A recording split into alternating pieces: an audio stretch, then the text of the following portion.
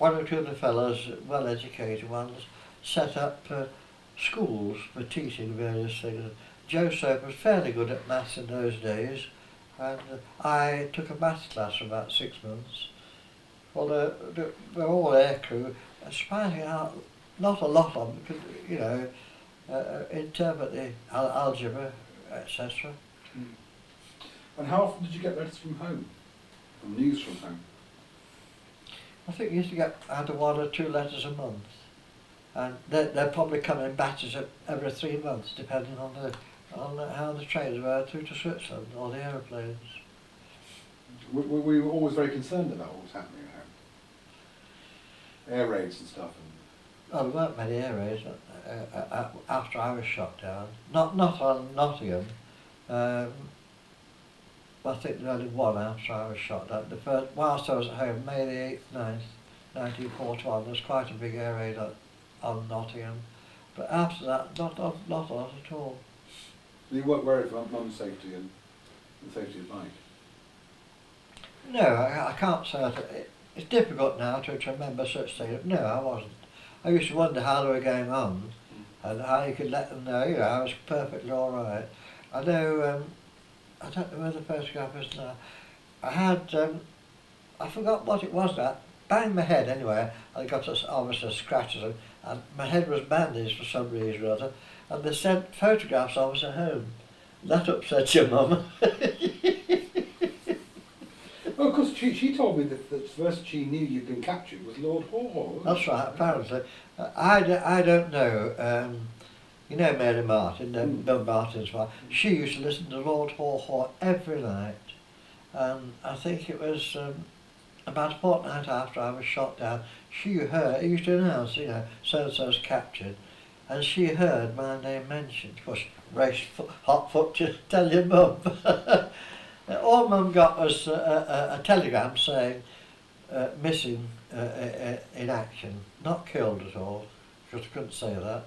And then the next thing is Mary Martin heard on the radio, because she was an ardent listener to the show.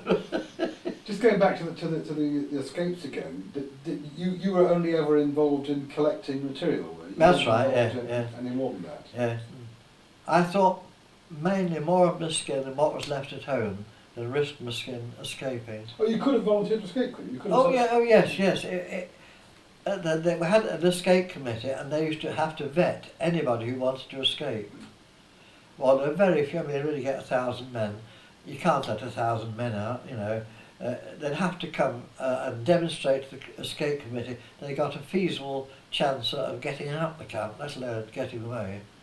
And it was quite difficult. I thought, well, no, I can do more by chatting away than risking escaping. Bearing in mind, I got a wife and a little baby at home. Yeah. And it's surprising, you never gave up hope of losing the war.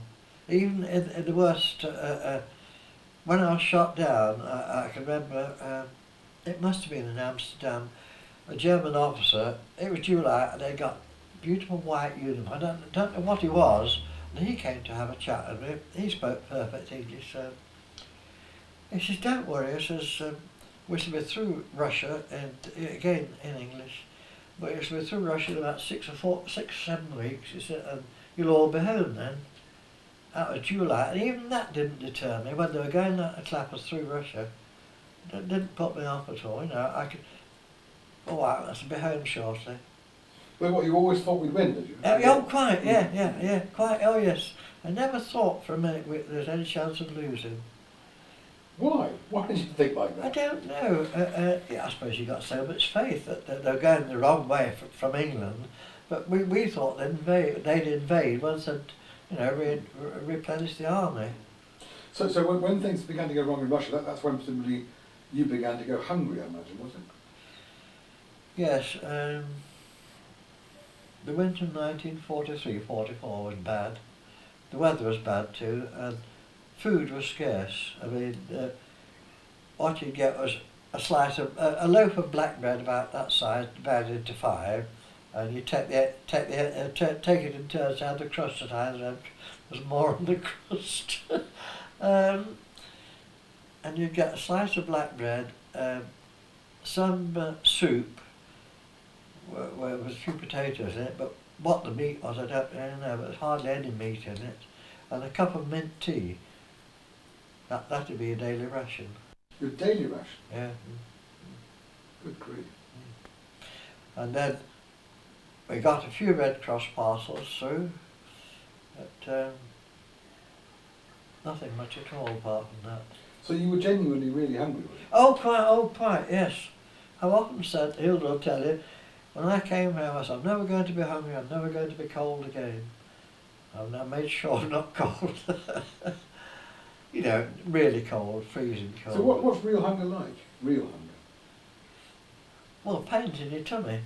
And you begin to think about food. When you're hungry, you begin to think, all sorts of things. What, and you can't think of other things? If you No, food's in your thoughts. It's difficult, unless you've really been hungry, it's difficult to describe. Does it make you depressed? Angry? I mean, Depressed more than anything, I suppose. I try not to get depressed because, I've got to collect myself together to get home.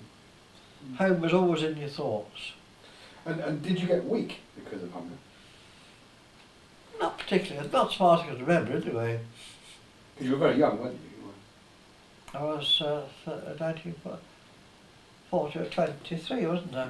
1941. 23. So young I and fit. suppose you'd say young. Don't forget I was quite fit Yeah. when I was shot down. Yeah. Quite fit, and even the food that they gave, subsidised by the Red Cross parcels, kept you going to some extent, because when you didn't get the parcels, we used to get a parcel a week at a certain stage. When you got nothing, then you begin to feel hungry. I've known when we got the odd parcel after 3 or 4 months not having them, we used to get Canadian parcels. We used to have lovely round biscuits like that, probably half a dozen in a parcel, and a tin of butter. And then the time when I've scoffed those half a dozen, lashed with butter all at once. Weren't you sick? No.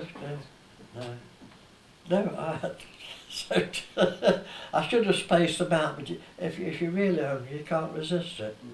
And you were saying that towards the end of the war, the guards tend to be old men, that the young men had gone off to fight. Yes. Well, actually, throughout the war, really, that was what they did with the people coming from Russia for arrest or wounded, as in how they put them in charge of prisoners. Because they couldn't spare any young men at all. I remember the one I used to chat to, old Gus. He must have been in his 60s, if not more, and he had a hell of a job to understand him. You can imagine a bull or a basin man talking rough English. Well, it's like me listening to rough English, but in German. I had to try to say yes and no many times. What's the matter? What's the matter? That sort of thing. In German, it sounds terrible. And did you get a sense, you were saying earlier about not everyone was pro-Hitler. As the war progressed, did you get the feeling that there was more anti-Hitler feeling among the Germans? Were they getting disillusioned? Could you sense that? Yes, towards the end, yes.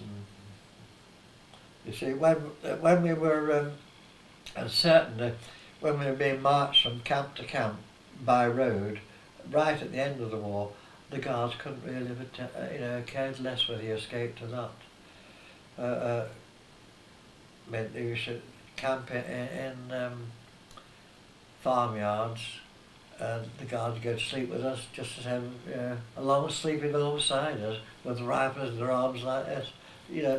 Obviously they knew that the end was almost nigh.